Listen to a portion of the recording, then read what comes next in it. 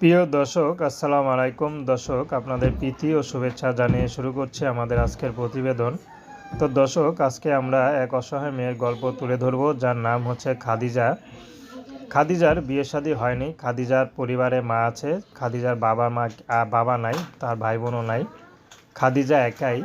তো খাদিজার মা কোনো কাজ করতে পারে না। তো তার বাবা আগে একটা চকলেটের ফ্যাক্টরিতে কাজ করতো, তো সেখানে অ্যাক্সিডেন্টে তিনি মারা যায়। তো বর্তমানে খাদিজা সেখান থেকে খাদিজার পরিবার 20-30 হাজার টাকার মতো হয়তো পায়। তো সেটা দিয়ে আর কী হয়। তো খাদিজা বর্তমানে একটা কাপড়ের দোকানে কাজ করে, যেখানে নাকি পেন্টি, ছায়া, পেটিকোট, মেয়েদের যে জিনিসপত্র বিক্রি করে সেখানে চাকরি করে।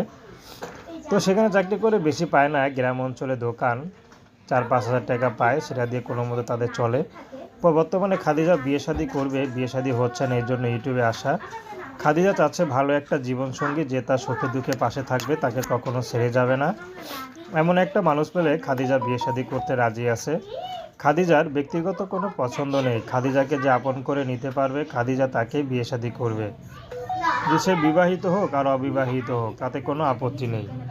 তো দর্শক, এই ছিল খাদিজা জীবনে সংক্ষিপ্ত জীবন কাহিনী। প্রেম, ভালোবাসা, সাহায্য, সহযোগিতা, বিয়ে শাদী করা একান্ত আপনাদের ব্যক্তিগত ব্যাপার। তো আসুন আমরা 5 ওয়াক্ত নামাজ পড়ি, সর্বদাই দেশের সেবা করি। আসসালামু আলাইকুম।